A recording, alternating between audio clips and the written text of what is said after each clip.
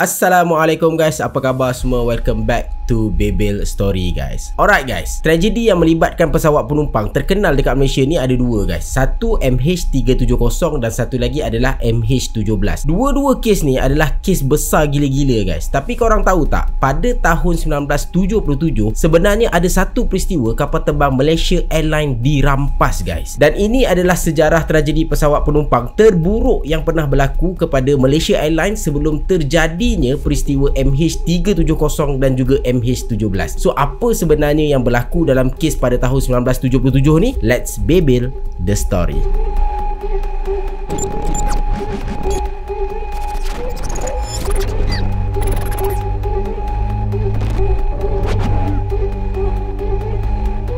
Pesawat MH635 milik Malaysia Airlines. Pesawat ni adalah jenis pesawat Boeing 737 dan pada 4 Disember 1977 lebih kurang dalam pukul 7.21 petang sepatutnya pesawat ni terbang daripada Penang pergi ke Kuala Lumpur dan mendarat dekat Subang Airport. Zaman tu dia tak ada lagi KLIA guys. Masa take off tu everything is normal, tak ada apa-apa pun yang meragukan. Pada jam 7.46 petang MH653 berada di ketinggian 4,000 kaki dan masa ni ada dekat ruang udara Batu Arang, Selangor. Selepas seminit daripada tu, pilot call menara kawalan dan bagi tahu dah ready untuk touchdown. Maksudnya dah nak sampai dah guys. Menara kawalan pun balaslah dekat kapal terbang tu, which is MH635, you clear to land. Lebih kurang macam tu lah dia cakap. Masa ni guys still lagi normal, tak ada apa-apa yang berlaku. Dalam masa yang sama guys, ada sebuah pesawat lain yang tengah tunggu turn untuk mendarat dekat airport Subang tu juga. So kiranya macam ni guys, lepas MH635 tu landing dan touchdown selamat, pesawat yang lagi satu tu pula akan turun dan touchdown dekat airport Subang tu guys. Masalahnya sekarang pesawat MH653 ni dia tak turun-turun. Sepatutnya MH635 ni dia turun dari ketinggian 4,000 kaki ke bawah. MH635 ni dia makin naik pula, maksudnya dia makin tinggi. So benda ni menyebabkan pesawat yang satu lagi tu pelik dengan MH653 ni. Kenapa MH653 ni makin naik tinggi sedangkan dia sepatutnya turun? Dan dekat sinilah bermulanya tragedi yang sangat-sangat dahsyat ni guys.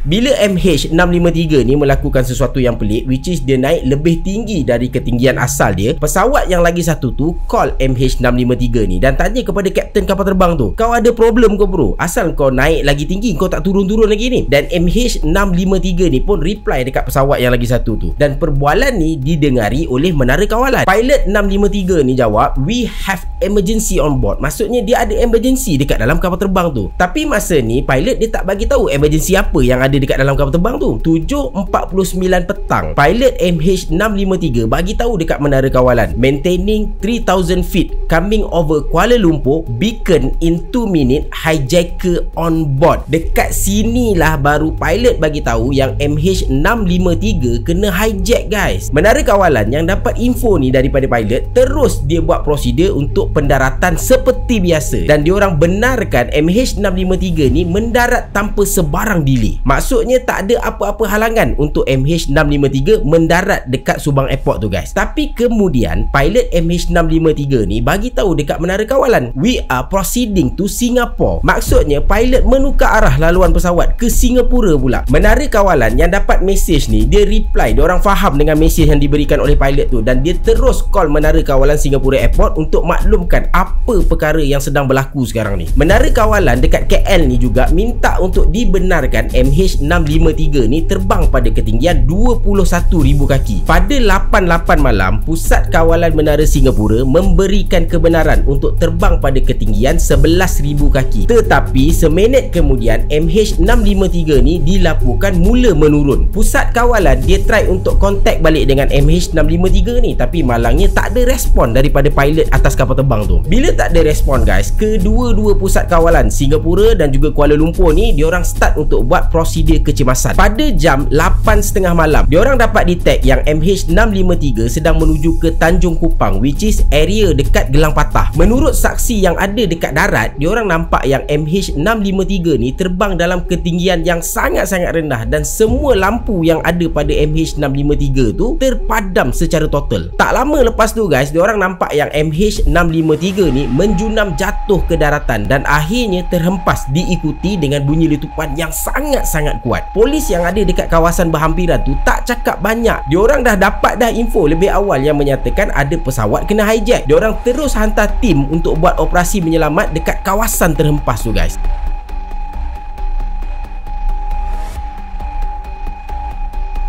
Lebih kurang dalam jam 10 malam diorang sampai dekat tempat kejadian gas. Bila diorang sampai je, terkejut gila kot bila diorang tengok keadaan masa tu sangat mengerikan. MH653 ni terhempas dekat kawasan hutan tau, dan dekat situ juga ada fire. Masa tim penyelamat ni sampai, diorang nampak mayat hancur guys, hancur lebur terus macam tu. Dan yang lagi teruknya, serpihan mayat tu ada merata-rata dekat kawasan kejadian. Kiranya macam ni lah, mayat tu dah tak rupa orang langsung dah, hancur lebur, berkecai, bersepai-sepai macam tu guys. Akhirnya pihak berkuasa pun keluarkanlah kenyataan 100 orang penumpang termasuk pilot dan juga anak kapal mati dalam kejadian tu guys, dan tak ada sesiapa pun yang terselamat. Maksudnya total loss habis punya. Tapi sekarang ni yang menjadi persoalan besar, apa sebenarnya yang berlaku dekat MH653 ni guys. Pihak berkuasa Malaysia buat siasatan terperinci dalam kes ni, dan diorang keluarkan beberapa teori dalam siasatan awal. Pertama, berkemungkinan besar pesawat MH653 ni kena hijack dengan Red Japan Army. Red Japan Army ni adalah satu grup militer Jepun yang bersifat komunis. Geng ni dilabel sebagai teroris oleh Jepun dan juga Amerika pada tahun 1969 macam tu guys. Dan geng ni juga banyak buat aktiviti keganasan. Contohnya, dia pernah buat siri letupan bom pada tahun 1974. Tapi guys, Tan Sri Ghazali Shafi'i yang merupakan Menteri Dalam Negeri masa tu menafikan teori tersebut. Atas sebab apa aku tak pasti, sebab aku tak jumpa kenapa dia nafikan benda tu. Teori yang kedua pula adalah MH653 ni dirampas oleh kumpulan militan Vietnam. Teori ni diperkuatkan lagi bila sebelum kejadian ni berlaku, ada 3 orang ahli kumpulan militan tersebut ditahan dekat airport Singapura. Berkemungkinan diorang hijack MH653 adalah sebab untuk jadikan penumpang yang ada dekat dalam MH653 ni sebagai tebusan untuk lepaskan kawan-kawan diorang yang kena tangkap dekat airport Singapura tu. So dekat sini ada link tau benda ni. Sebabnya last conversation antara pilot dengan menara kawalan dekat Kuala Lumpur, pilot ni cakap dia tukar haluan pesawat pergi ke Singapura. Tapi guys, still lagi teori ni tak dapat dibuktikan secara solid. And lastly, teori yang ketiga, pesawat MH653 dirampas oleh penentang Cuba. Dah kenapa pula penentang Cuba pula ada dekat sini? Dan teori ni pun sama juga, tak ada sokongan yang solid, walaupun salah seorang daripada penumpang kapal terbang tu adalah duta Cuba. Duta Cuba ni is not the only VVIP yang ada dekat dalam kapal terbang tu guys. Ada VVIP yang lain duduk dalam pesawat tu. Contohnya Datuk Seri Haji bin Haji Ahmad, Menteri Pertanian Malaysia pada masa tu, dan ada beberapa orang VVIP yang lain. So boleh jadi logik dan boleh jadi juga tak logik penentang Cuba yang hijack pesawat MH653 tu guys. Sampai ke sudah, siapa yang hijack MH653 tu tak dapat dikenal pasti, sebabnya mayat semua penumpang hancur lebur guys, beserta bukti-bukti yang ada. So benda ni jadi kesukaran yang teramat sangat bagi pihak berkuasa untuk siasat kes ni lebih dalam lagi. Apatah lagi kejadian ni berlaku pada tahun 1977. Masa ni teknologi dalam forensic investigation dekat Malaysia tak berapa bagus guys. Tambahan pula, ini adalah nahas pesawat penumpang pertama yang berlaku dekat Malaysia. So memang tak boleh buat apa-apa guys.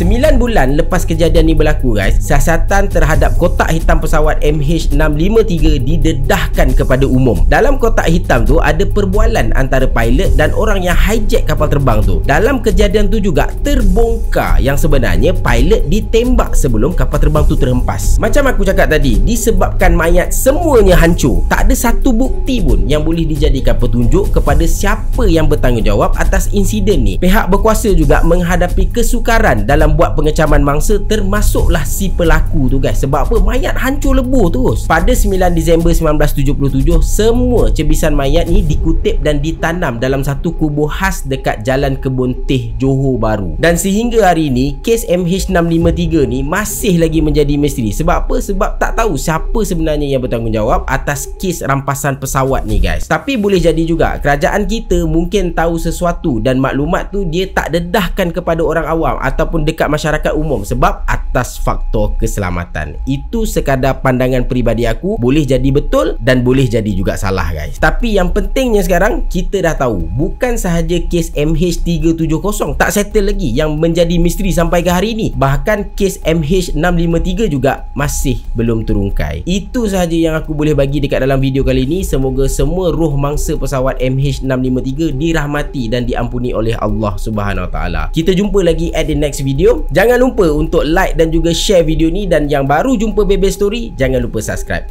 Assalamualaikum. Ciao.